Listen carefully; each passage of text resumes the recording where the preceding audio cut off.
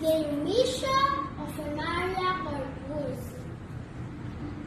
Mga batong buhay na padpad sa parang palamuting butil sa saysay ay kulang.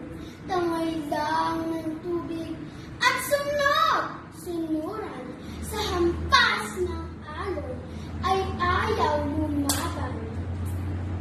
Pagkat hindi tulad ng grabat buhangin, binistay, pinalat, hinanong mariin, laman ng gusaling, tumayong magiting, matatag na moob, mahirap bukuin.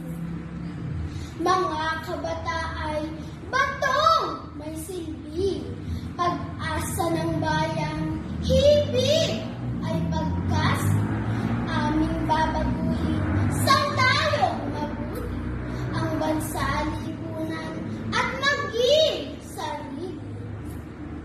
Pipigilan namin maning agos ng tubig, ibabalik ang landas sa tamat na tuwid, hanggang ang ukal sa puso ay pag-ibig.